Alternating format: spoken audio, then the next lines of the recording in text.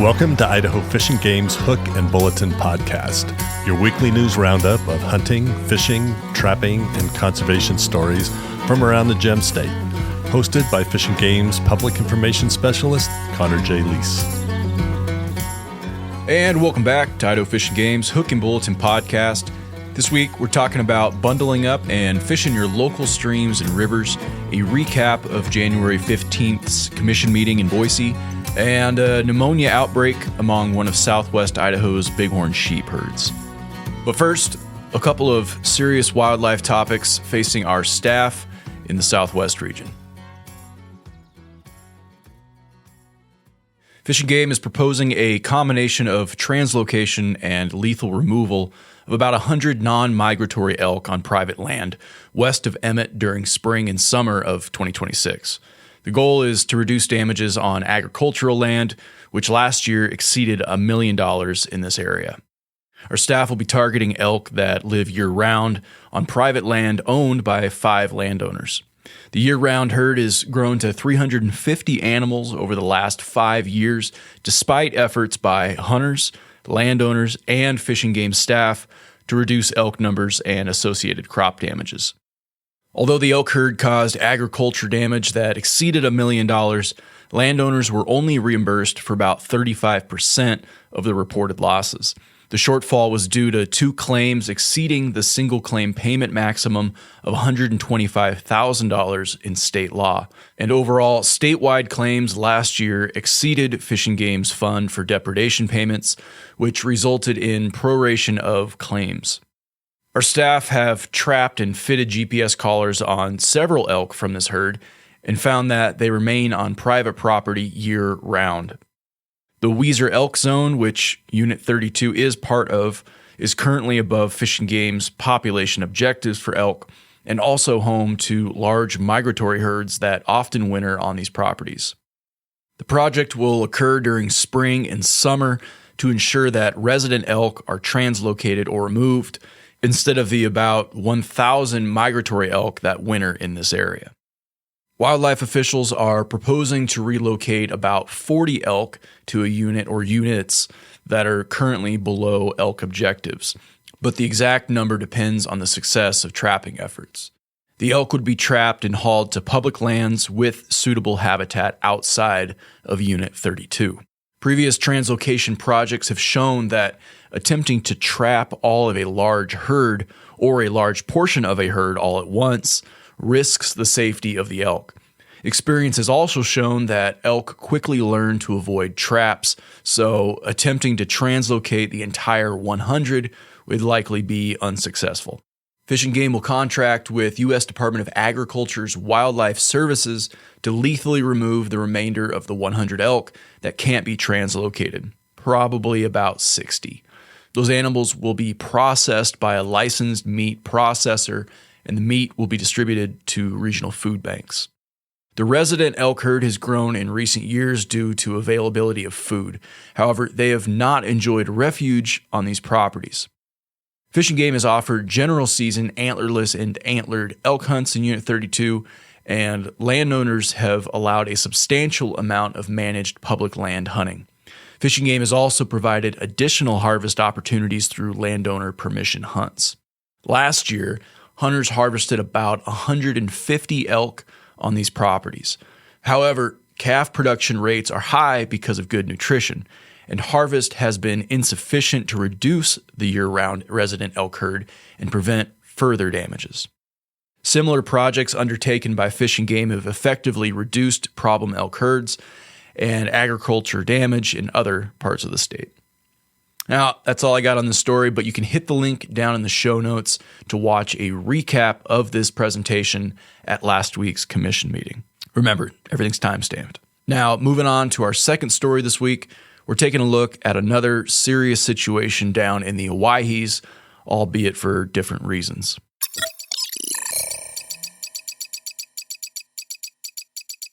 In response to a pneumonia outbreak caused by a bacterium that I'm not going to try to pronounce, so I'll just call it a MOVI, and a small herd of California Bighorn sheep in the Reynolds Creek portion of Unit 40, Fish and Game officials plan to lethally remove the affected group this winter to prevent the spread of the deadly disease to other nearby herds. Quote, "This was a difficult decision because no one, including Fish and Game staff, wants to see these sheep die," said Shane Roberts, our Wildlife Bureau chief. Quote, "Unfortunately, it's the right and necessary decision to protect the larger bighorn population in the Owyhees," end quote. MOV outbreaks often have population-level effects on bighorns, with about half of infected animals dying during the initial outbreak and longer-term effects on lamb survival. Once present, it also tends to spread widely. Some sheep that survive the initial pneumonia outbreak caused by MOV remain carriers and spread it to other sheep that weren't previously exposed, like newborn lambs. The bighorns in Reynolds Creek are one of several herds of California bighorn sheep in the Owyhees. They are relatively isolated, about 50 miles from Idaho's core populations of California bighorns, farther to the south and to the east, which number around 250 animals. However, some intermingling occurs among them, which poses substantial risks to the broader conservation of California bighorn sheep in Idaho. Quote, "MOV doesn't kill quickly." Those are the words of our staff biologist, Holly Miyazaki. Quote, "Once bighorns are sick, they can remain infectious for months, some for years, creating a wide window for an individual animal to spread the bacteria to other sheep," end quote. For the past several years, our staff have been conducting an intensive research project on bighorn sheep in the Owyhees. Part of that project has included regular disease monitoring. This routine monitoring enabled early disease detection in these sheep, giving Fish and Game a unique opportunity to limit the outbreak. This is the first MOV outbreak in wild sheep detected in any of the Owyhee herds. Herds in the Big Jacks Creek, Little Jacks Creek, and Castle Creek drainages were also tested for MOV in December of 2025, and all samples came back negative, meaning that for now, they remain disease-free. Quote, "We test for both active infections and past exposures, so we can say with some confidence that we detected this before it had a chance to spread beyond Reynolds Creek," said Regional Supervisor Josh Royce.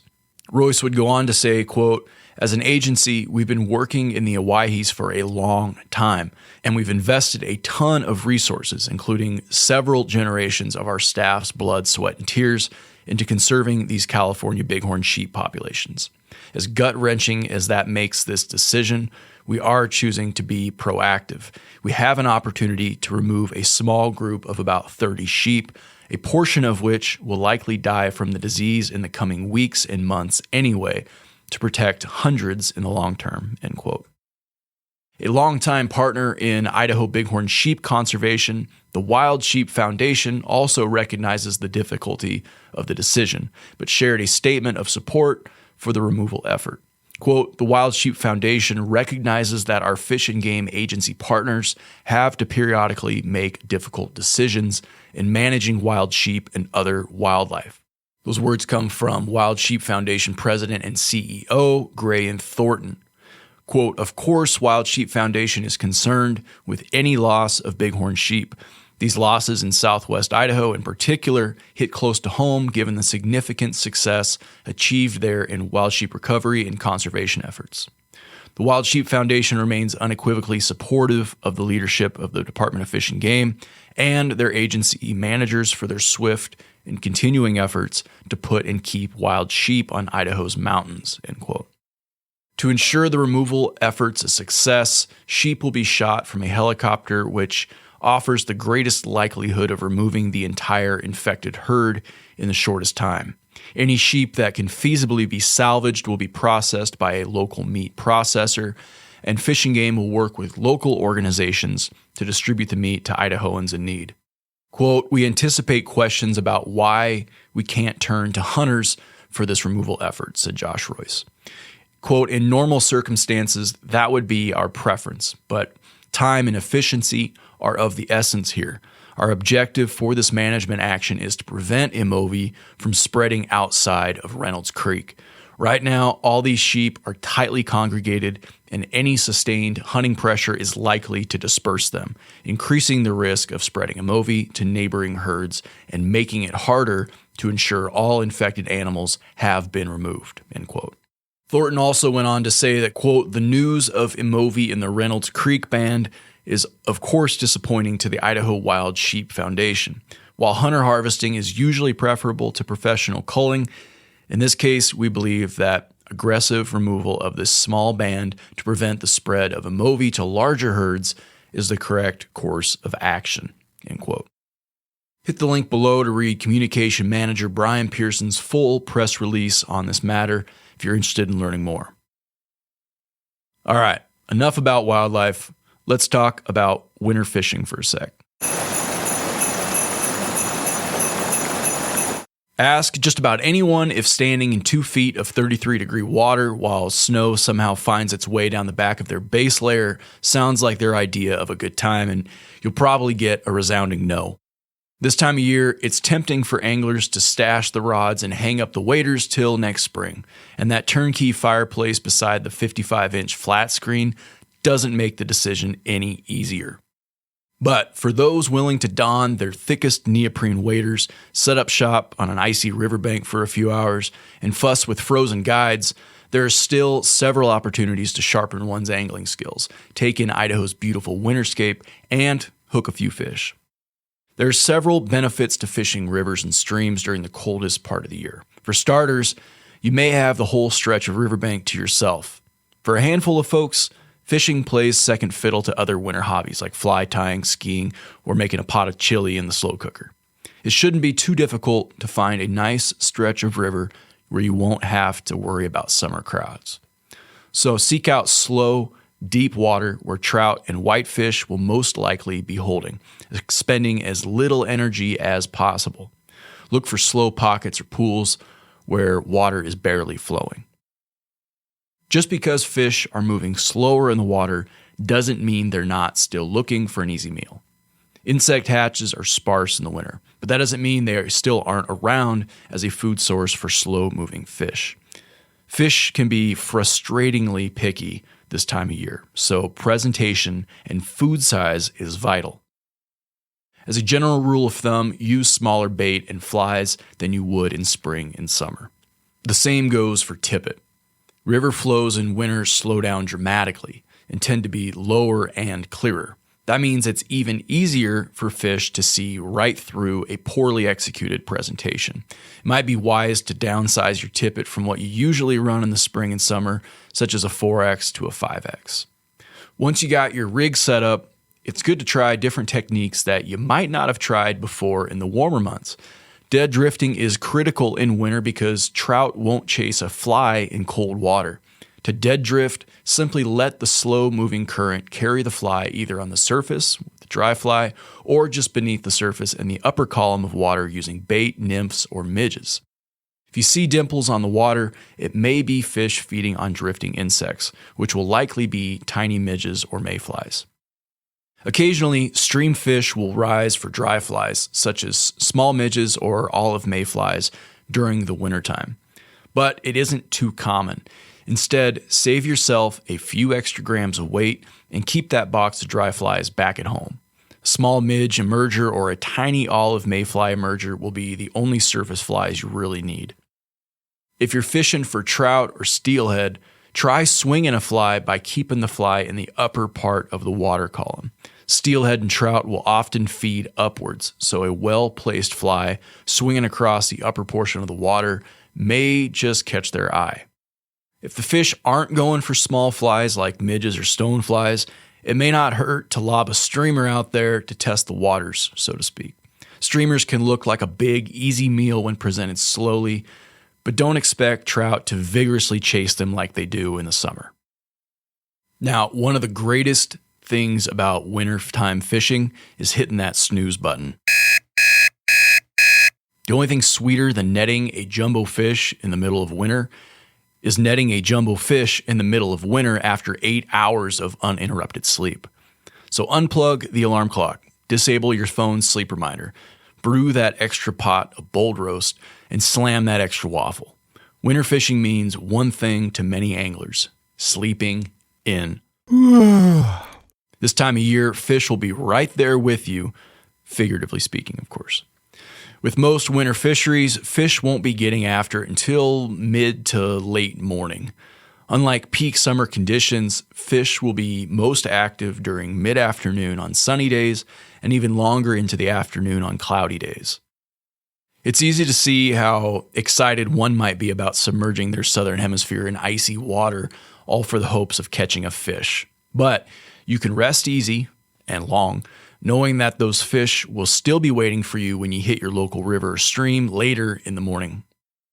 Now that you're well rested and know what to try on fish, here's where you can find them. Check out Fish and Game's Fishing Planner to learn more about each location listed below. Also, hit the link in the show notes to read this story for yourself and see a full list of recommended places around the state where fishing should be relatively good this time of year. Okay, last major story this week, and it's for all you treasure villains out there. If you like to get out on the Boise River WMA like I do during parts of the year, listen up, because coming very soon, a portion of the WMA will be closed. Here's why. The portion of the Boise River Wildlife Management Area west of Highway 21 will be closed to all entry beginning on February 1st and will remain closed through April 14th when deer and elk begin migrating out of the area in the spring. The closure will benefit wintering big game and support ongoing rehabilitation efforts from the 2024 Valley Fire. This portion of the WMA was among the nearly 10,000 acres burned in the Valley Fire and serves as critical winter range for roughly 2,400 mule deer and 650 elk. In a normal year, winter can be hard on deer and elk, especially fawns and calves. Even under normal conditions, additional stressors such as encounters with hikers, mountain bikers, or skiers reduce a deer or elk's ability to maintain good body condition. With less forage on the landscape as it continues to recover from the fire, deer and elk in the burn area are even more susceptible to starvation and more vulnerable to stress from human interactions, as people are visible from greater distances and escape cover is nearly non-existent. The Boise Front segment features foothills trails popular with outdoor recreationists.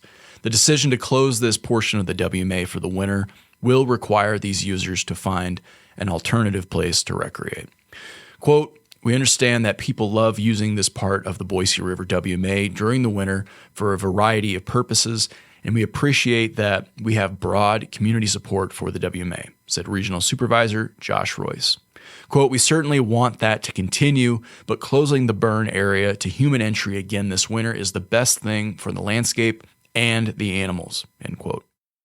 Once again, hit the link in the show notes to read Brian Pearson's full story. You can also see a map of the WMA and the closure area in Brian's story. The WMA is huge, so make sure you're adhering to the rules and leaving wintering deer and elk alone. That's it for major stories this week. Let's hit the rapid fire bulletin. Whoa, in case you missed it, watch the full recap of the January 15th commission meeting now on our YouTube channel. Every topic is time-stamped, so you can skip ahead to whatever topic or action item you missed from the live stream. Topics covered include Fish and Game strategic plan, upland game fur bearer and falconry season setting, 2026 Owyhee Bighorn sheep seasons, and tons more. The Magic Valley region will be offering 3 instructor-led hunter education classes in February. The first class will be held February 18th through the 21st at the Magic Valley Regional Office. The second class will be held in Rupert from February 19th through the 21st at the Rupert Fire Station. In addition, a women's-only hunter education class will be offered February 26th through the 28th at the Magic Valley Regional Office in Jerome. This course is open to girls and women ages 9 and older and will be taught exclusively by women instructors. Down in Pocatello, Fish and Game in partnership with the Idaho Museum of Natural History will be presenting an upcoming class on how different wildlife species get through the winter season.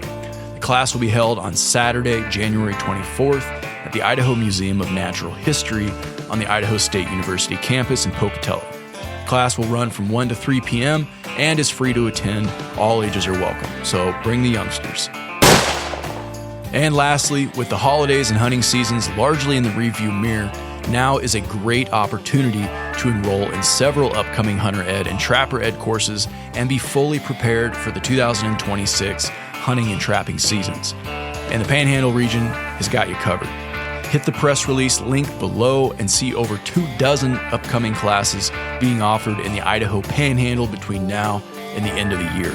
Some fill up faster than others, so if you live in that part of the country, snag a spot in the class and be ready for the start of hunting or trapping season. That's all the news we have for this week. Thanks for putting an ear to Idaho Fish and Game's Hook and Bulletin.